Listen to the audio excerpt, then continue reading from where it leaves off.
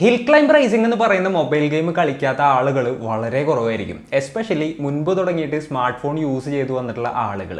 അപ്പോൾ ഇതിൻ്റെ ക്രിയേറ്ററുടെ ഒരു കാര്യം പറയുകയാണെന്നുണ്ടെങ്കിൽ ആൾ വലിയ കടത്തിലൊക്കെ ആയിരുന്നു. പിന്നെ ഈ ഒരു ഗെയിം ഡെവലപ്പ് ചെയ്യായിരുന്നു. അതിനുശേഷം നോക്കുകയാണെന്നുണ്ടെങ്കിൽ ലോകത്തിലെ തന്നെ ഏറ്റവും കൂടുതൽ ആളുകൾ എന്താ പറയുക കളിച്ചുകൊണ്ടിരുന്നിരുന്ന ഒരു ഗെയിമായിട്ട് ആ ഒരു ഗെയിം മാറുകയായിരുന്നു. എന്നാൽ അതിനുശേഷം ആ ഒരു കമ്പനിക്ക് ഒരുപാടധികം കാര്യങ്ങളൊക്കെ സംഭവിക്കുകയുണ്ടായി.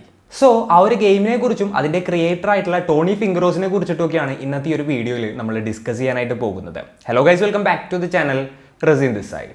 ഈ ഹിൽ ക്ലൈംബ് റേസിംഗ് ഉണ്ടാക്കിയ ടോണി ഫിംഗറോസിന്റെ കാര്യം പറയുകയാണെന്നുണ്ടെങ്കിൽ ആള് വളരെ ചെറിയ പ്രായത്തിൽ തന്നെ കോഡിങ് തുടങ്ങിയിട്ടുണ്ടായിരുന്നു. അതായത് 10ാമത്തെ വയസ്സ് തുടങ്ങിയിട്ട് ആള് കോഡിംഗ് ഒക്കെ ചെയ്യാറുണ്ടായിരുന്നു. അതേപോലെ തന്നെ ചെറുപ്പത്തിലെ തുടങ്ങിയിട്ട് ആൾക്ക് റേസിംഗ് ഗെയിമുകളോട് ഭയങ്കര ഇൻട്രസ്റ്റ് ആയിരുന്നു. അദ്ദേഹം അങ്ങനെ റാലി 94 എന്ന് പറഞ്ഞിട്ടുള്ള ഒരു ഗെയിമായിരുന്നു ആദ്യം ഉണ്ടാക്കിയത്. എന്നിട്ട് ആളുടെ കുറച്ച് ഫ്രണ്ട്സിൻ്റെ അടുത്തും മറ്റുമൊക്കെ ഷെയർ ചെയ്തു. അവരൊക്കെ അത് കുഴപ്പമില്ല എന്ന് പറഞ്ഞു. എന്നാലും ഫ്രണ്ട്സ് ഒരു സജഷൻ വെച്ചു, സാധാരണ ഇൻഡിവിജ്വൽസ് ഒന്നും ഇങ്ങനെ ഗെയിംസ് ഒക്കെ ഉണ്ടാക്കാം, ഒരു കമ്പനി ആയിരിക്കും, അപ്പോൾ ഒരു കമ്പനിയൊക്കെ തുടങ്ങാനായിട്ട് പറഞ്ഞു. അങ്ങനെയാണ് ആള് ഫിംഗർ സോഫ്റ്റ് തുടങ്ങുന്നത്. സ്റ്റാർട്ടിങ്ങിൽ വലിയ സീരിയസ് ആയിട്ടൊന്നും ആയിരുന്നില്ല കേട്ടോ ആള് അങ്ങനെയുള്ള ഒരു കമ്പനിയൊക്കെ തുടങ്ങിയത്. ജസ്റ്റ് ആ ഒരു പേര് ആളിട്ടു. എന്നാലും അത് ട്രേഡ് മാർക്കൊന്നും ചെയ്തിട്ടുണ്ടായിരുന്നില്ല, ഒരു ഹോബി ആയിരുന്നു ആളുടെ. ഏകദേശം ഒരു 10 വർഷത്തിന് ശേഷമാണ് ആളത് ട്രേഡ് മാർക്കൊക്കെ ചെയ്യുന്നത് തന്നെ.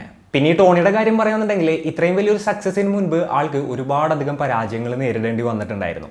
അതായത് വേറെ ടീമിനൊക്കെ ആയിട്ട് കൊളാബ് ചെയ്തിട്ട് ആൾ ഗെയിമും കാര്യങ്ങളൊക്കെ ഡെവലപ്പ് ചെയ്യാൻ ശ്രമിച്ചിട്ടുണ്ടായിരുന്നു. ആളുടെ കയ്യിൽ നിന്ന് ഫണ്ട് ഇറക്കിയിട്ടുണ്ടായിരുന്നു, അതൊക്കെ ലോസ് ആവുകയാണ്.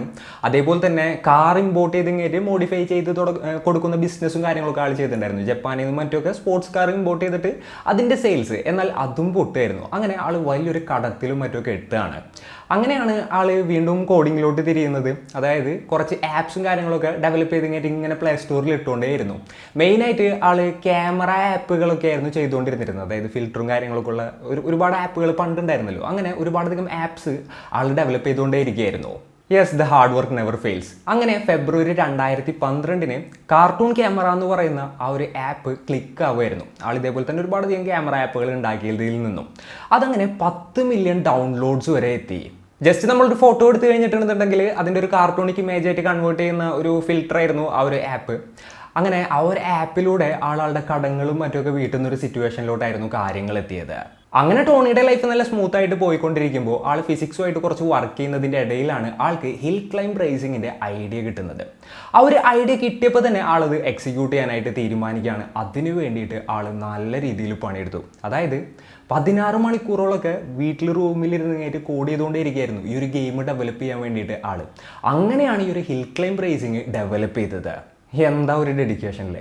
പിന്നെ ആ ഒരു ഗെയിമിലത്തെ ഗ്രാഫിക്സ് അതേപോലെ തന്നെയുള്ള ബാക്കിയുള്ള കാര്യങ്ങളൊക്കെ മോസ്റ്റ്ലി ഫ്രീലാൻസേഴ്സ് ആണ് ഡിസൈൻ ചെയ്തത്. അതേപോലെ തന്നെ കുറേ പോർഷനൊക്കെ ഫ്രണ്ട്സും ഡിസൈൻ ചെയ്തിട്ടുണ്ടായിരുന്നു. പിന്നെ ബിൽ ന്യൂട്ടൺ എന്ന് പറയുന്ന ഒരു ഗെയിമിലെ പ്രോട്ടഗണിസ്റ്റിൻ്റെ കാര്യം പറയുകയാണെന്നുണ്ടെങ്കിൽ ടോണിയുടെ ഫ്രണ്ടായിരുന്നു മൂപ്പരെ വരച്ചുണ്ടാക്കിയിട്ടുണ്ടായിരുന്നത്. പിന്നെ ഫിസിക്സുമായിട്ട് റിലേറ്റ് ചെയ്തിട്ടുള്ള ഒരു ഗെയിമാണ്, അതുകൊണ്ടൊക്കെ തന്നെയായിരുന്നു ആൾക്ക് അങ്ങനെ ഒരു പേര് കൊടുത്തിട്ടുണ്ടായിരുന്നത്. ബിൽ ന്യൂട്ടൺ, നല്ല പേരല്ലേ. അപ്പോൾ അങ്ങനെ അവർ ഹിൽ ക്ലൈംബ് റേസിങ്ങും കാര്യങ്ങളൊക്കെ സെറ്റ് ചെയ്തു. സെപ്റ്റംബർ 2012 അവരത് പ്ലേ സ്റ്റോറിൽ റിലീസ് ചെയ്യായിരുന്നു. ഏകദേശം ഒരു മാസമൊക്കെ കഴിഞ്ഞപ്പോൾ iOS-ലും അത് റിലീസ് ചെയ്തു. വളരെ പെട്ടെന്നായിരുന്നു ഈ ഒരു ഗെയിമിൻ്റെ വളർച്ച.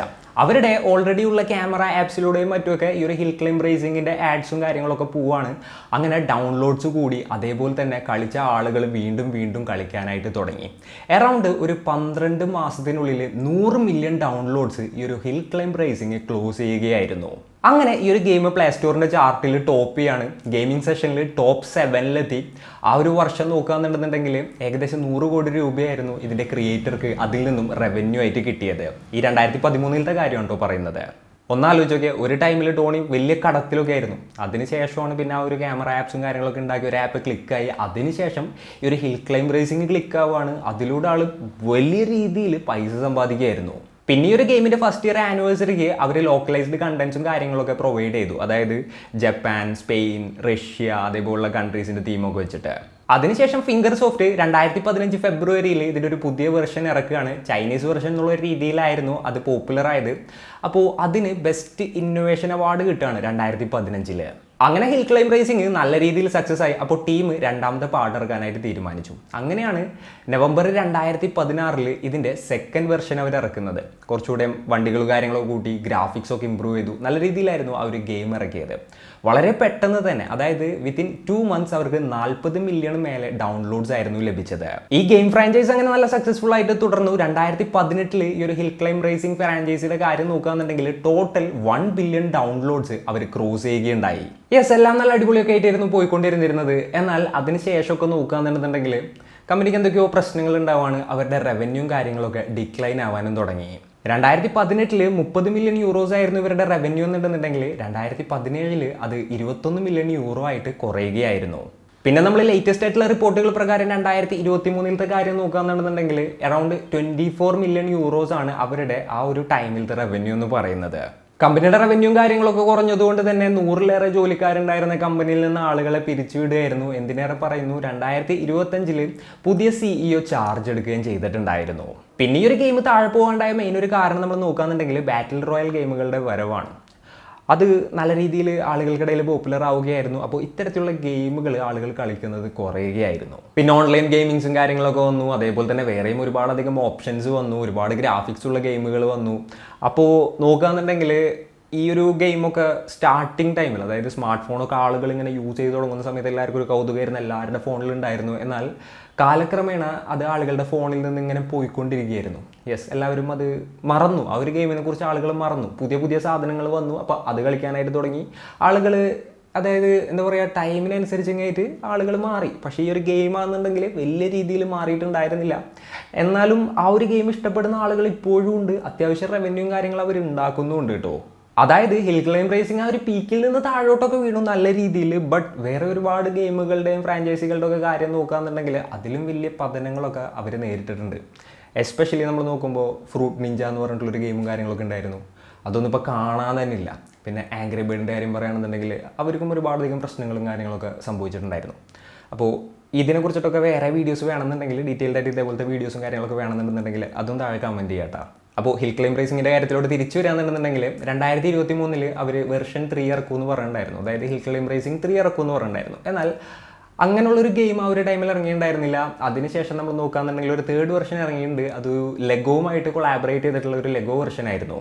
അപ്പോൾ ഇത്രയൊക്കെയാണ് ഈ ഒരു ഹിൽ ക്ലൈംബ് റേസിങ്ങിനെ കുറിച്ചിട്ടും ഫിംഗർ സോഫ്റ്റിനെ കുറിച്ചിട്ടും നമുക്ക് പറയാനുള്ളത്. അപ്പോൾ നമ്മൾ നോക്കുകയാണെന്നുണ്ടെങ്കിൽ ഇനിയും ഫ്യൂച്ചറിൽ വേറെയും പ്രൊജക്ട്സും കാര്യങ്ങളൊക്കെ ഇവരുടെ ഭാഗത്തു നിന്ന് നമുക്ക് പ്രതീക്ഷിക്കാം. പിന്നെ മെയിൻലി ഈ ഒരു ഗെയിമിനെ ഡിപ്പെൻഡ് ചെയ്തിട്ടാണ് ആ ഒരു ഹോൾ കമ്പനി തന്നെ നിൽക്കുന്നത് എന്നുള്ളത് നമുക്ക് പറയാനായിട്ട് സാധിക്കും. യെസ്, ഒരു കാലത്ത് നമ്മളുടെ എല്ലാവരുടെയും ഫോണിലുണ്ടായിരുന്ന ഒരു ഗെയിം തന്നെയായിരുന്നു അത്. ഇന്നതിൻ്റെ അവസ്ഥ എന്താണല്ലേ. അപ്പോൾ ഇന്നത്തെ ഒരു വീഡിയോയിൽ ഇത്രയൊക്കെയാണ് പറയാനുള്ളത്. ഈ ഒരു സ്റ്റോറി കേട്ടപ്പോൾ നിങ്ങൾക്ക് എന്താണ് തോന്നിയത്? അതേപോലെ തന്നെ വേറെ എന്തെങ്കിലും ടോപ്പിക്സും കാര്യങ്ങളൊക്കെ ഞാൻ കവർ ചെയ്യണം തുടങ്ങിയിട്ടുള്ള കാര്യങ്ങളൊക്കെ നിങ്ങൾ കമൻറ്റുകളായിട്ട് താഴെ രേഖപ്പെടുത്തുക. അപ്പോൾ and it's me Riyan signing off. Peace. Stay peaceful guys. Stay safe.